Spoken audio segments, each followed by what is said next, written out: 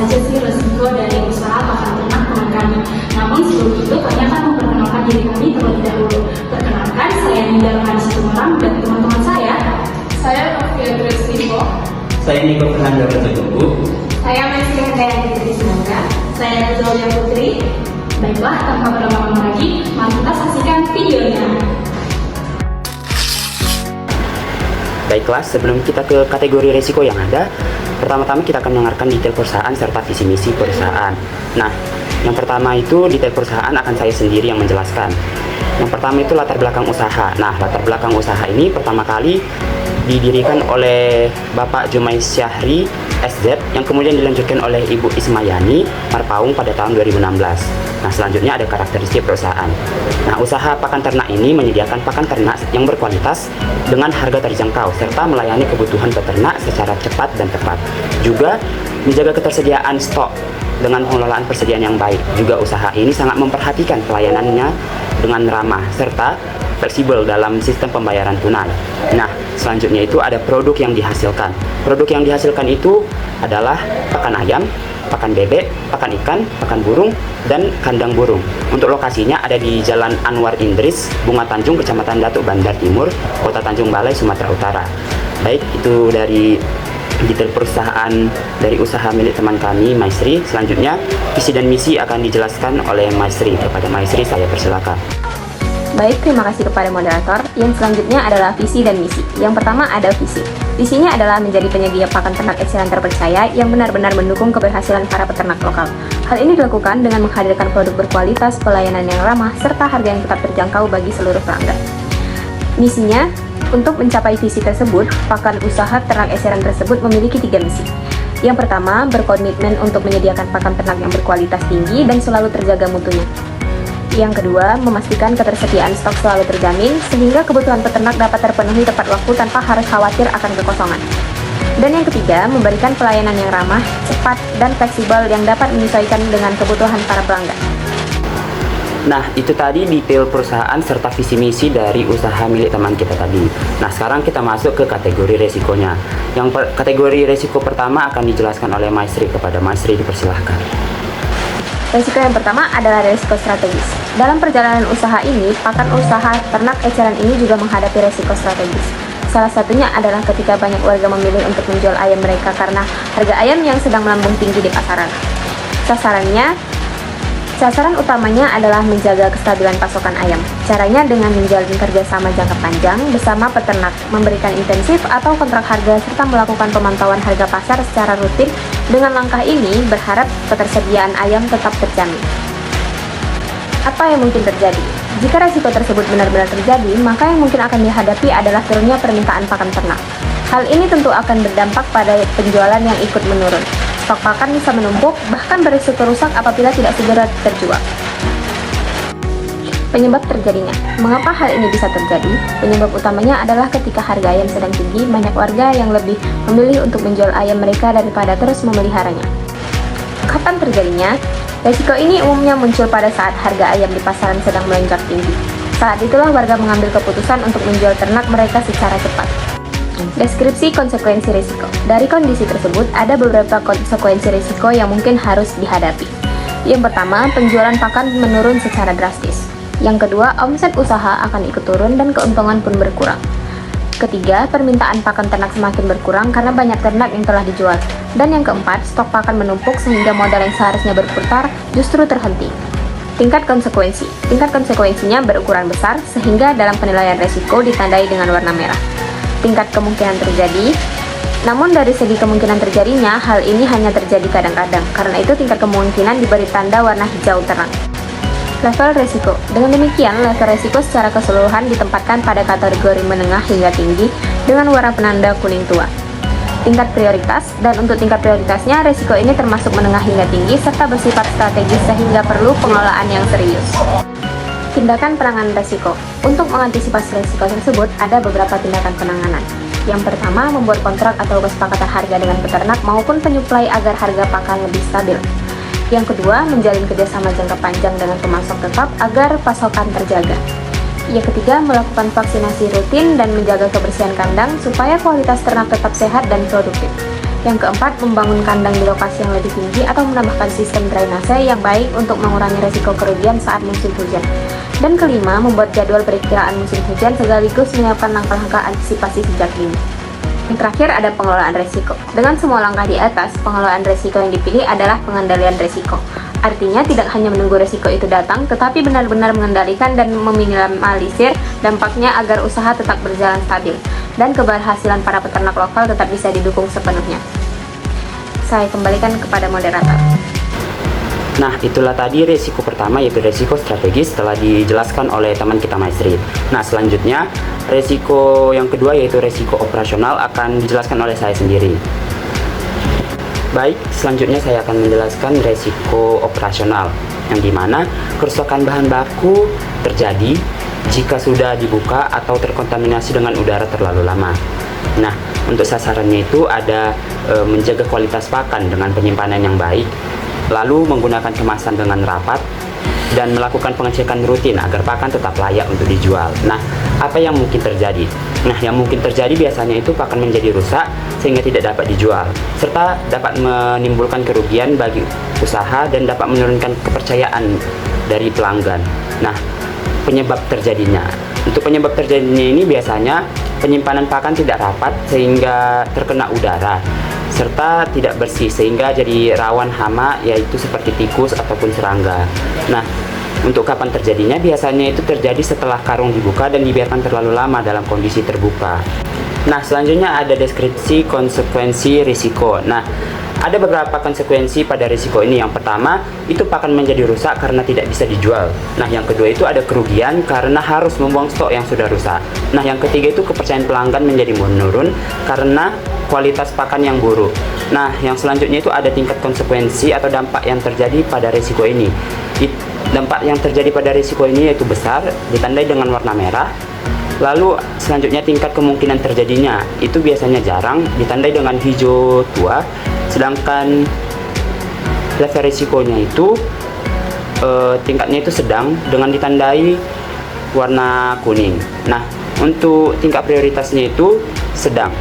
Nah, selanjutnya ada beberapa cara untuk penanganan pada risiko ini. Nah, yang pertama itu ada menyimpan bahan baku dalam wadah yang tertutup rapat.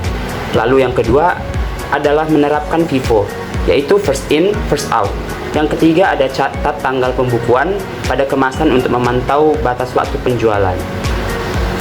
Yang terakhir ada pengelolaan resiko. Nah, di pengelolaan resiko ini kita perlu melakukan pengurangan resiko.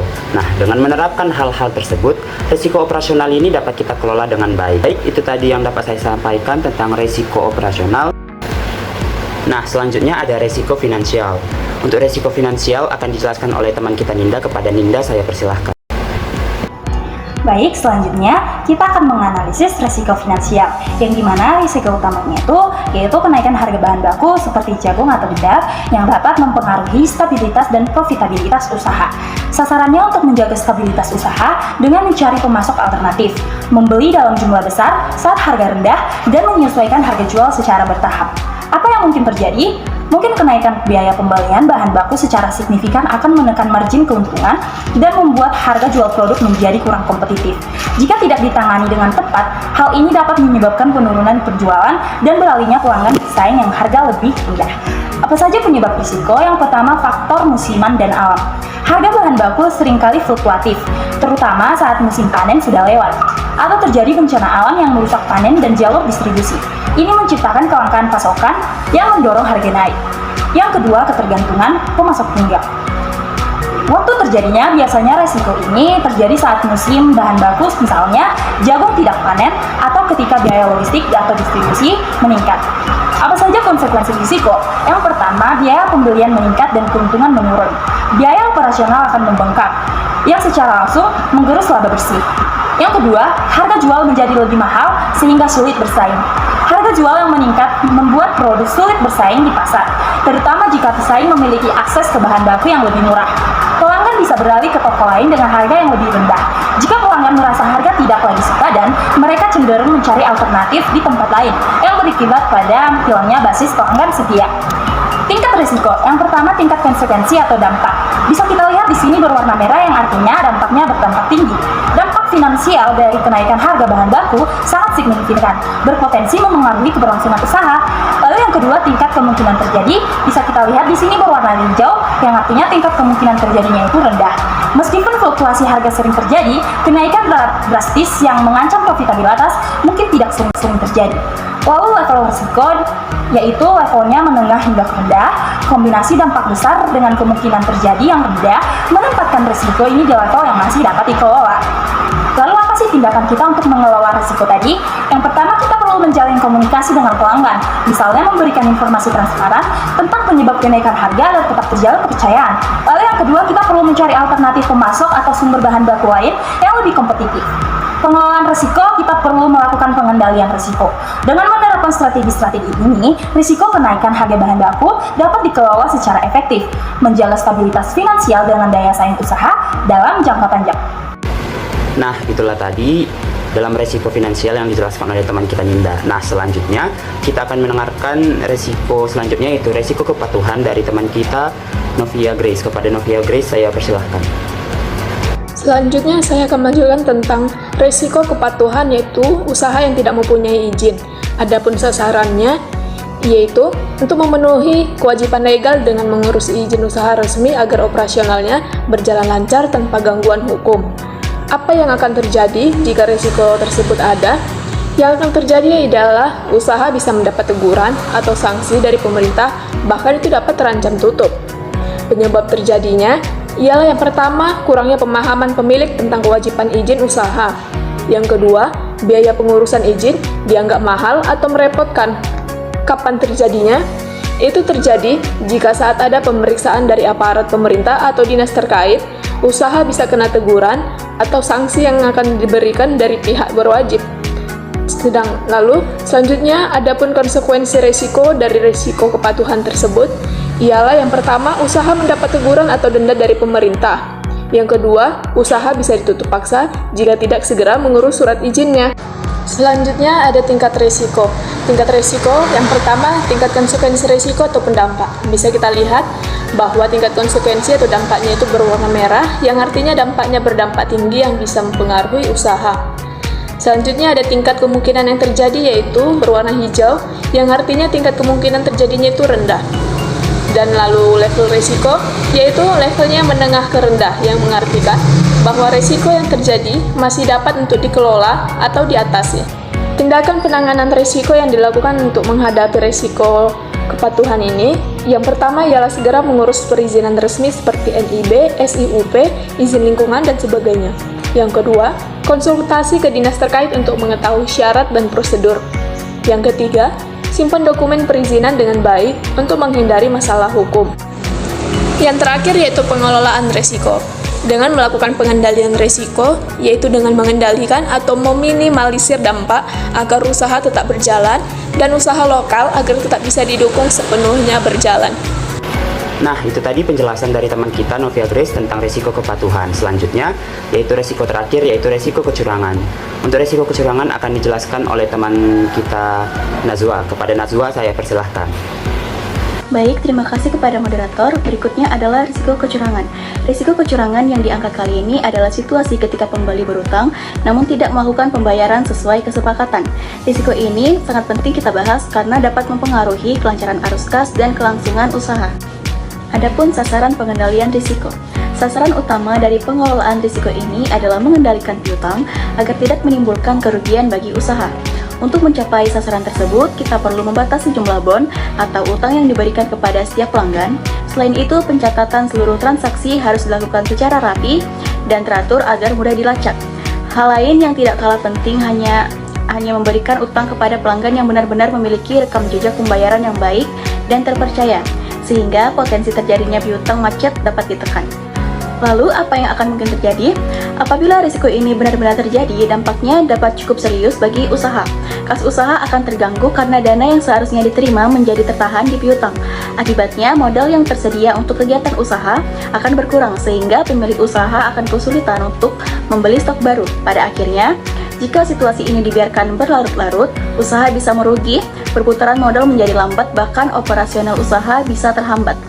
Penyebab terjadinya risiko. Ada beberapa penyebab utama mengapa risiko ini bisa terjadi.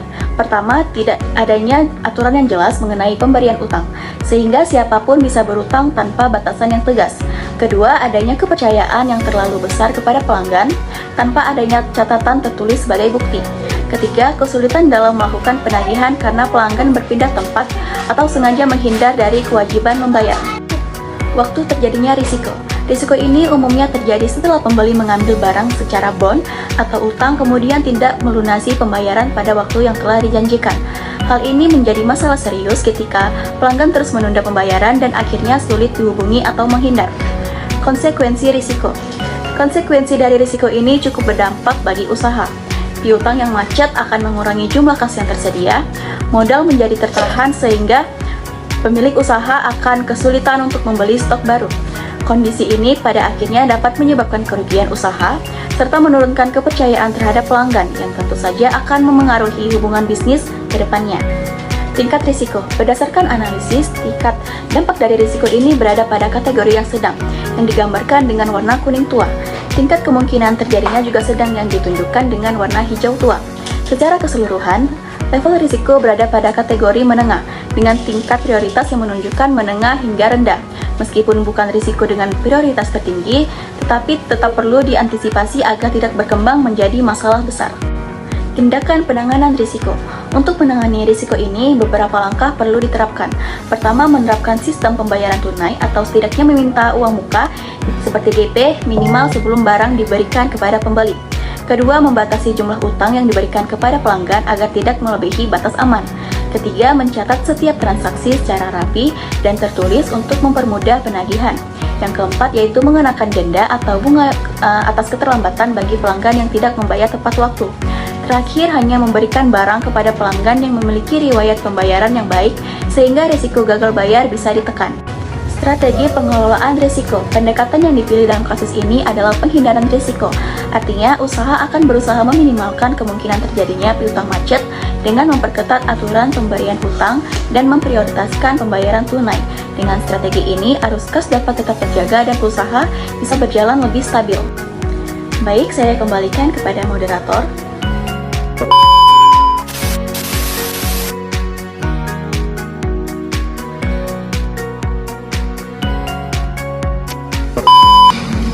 Nah, itu tadi hasil dari analisis risiko dari toko pakan ternak teman kami. Semoga video ini bermanfaat bagi kita semua. Sekian dan terima kasih. Bye-bye.